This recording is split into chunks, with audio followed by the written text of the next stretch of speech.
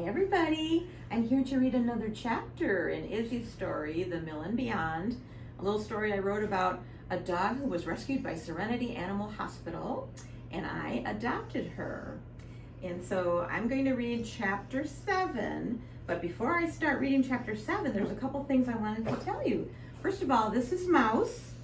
Mouse is a little kitty mix. She's about a year old. She was found wandering the streets, and she ended up at Serenity Animal Hospital, and she needs a forever home, don't you, baby sweetheart? Yes, you do. Yes, you do. Such a good girl. Oh, my goodness. Okay, so also I wanted to tell you, as I'm reading these chapters, I just want you to know that our purpose in doing this is to show you the beautiful dogs that can be, and cats, that can be adopted that were rescued by Serenity Animal Hospital. So if you call on Mouse and she was lucky enough to find her forever home already, well, then there's going to be wonderful other dogs that you could certainly check out at Serenity. And that's happening all the time because rescue is one of the things that Serenity is passionate about. Okay? But you could be lucky and Mouse just might be waiting for you. Okay, let's read chapter 7. Little Mama, Izzy. Long-haired human took new human and her dog away. Nighttime came. Daytime came back.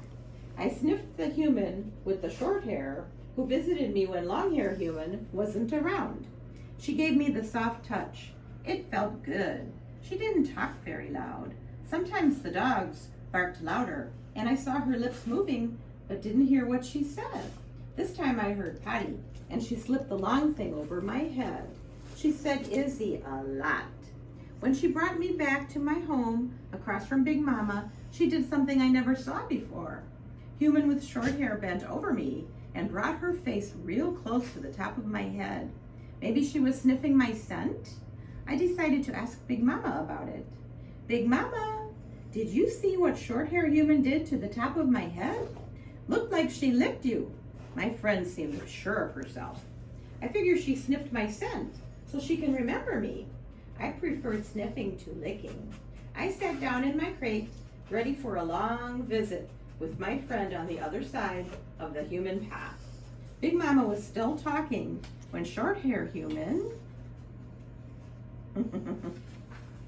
came back. This time she didn't put the long thing on me. She picked me up and out of my home. I looked back at Big Mama, but she already turned away from us and curled into her soft blanket in the center of her fence place. Short-haired human took me to a big room. I smelled the scent of the new human from before with the #1 dog who drank my water. I sniffed her before I saw her, but I did not smell her #1 dog. She had a different dog with her this time. Different dog was a boy. Different dog was the whitest dog I had ever seen. Different dog was even smaller than me. The new human from before talked to short-haired human, and I stayed up in the warm spot under short-haired human's head, wrapped up in her arms. It was nice. I decided I would stay with short-haired human as long as she let me. I was all ready for short-haired human to walk me back to my home. Maybe it was time for food again? What? No, I was on the floor, face to face with that new human from before. I decided no, and turned around and followed short-haired human right out of the room, leaving other human behind with her dog. Short-haired human picked me right up, but we got turned around, and I ended up back on the floor in between two long human legs. Uh-oh. I turned my head, but short-haired human was gone. I was scared. I looked right in the face of the human from before. She was doing the soft talking. She started the soft talking and the soft touches. I decided to sit very still. The human's dog, the little boy dog, sat behind me on the other side of the human's leg. I could tell he was not moving. He was not talking. The human was the only one talking, very soft. I sat straight. The only thing I let move was my eyes, but mainly I didn't move anything. And still the human soft talked. She said Izzy over and over. I felt her sadness, deep sadness. didn't know what to think about Different Dog. With my back to him, I didn't know if I was safe. Different Dog did not move. I decided this human was not going to hurt me. Would her dog hurt me? I still didn't like having my back to the dog. Short-hair human came back. She picked me up from floor.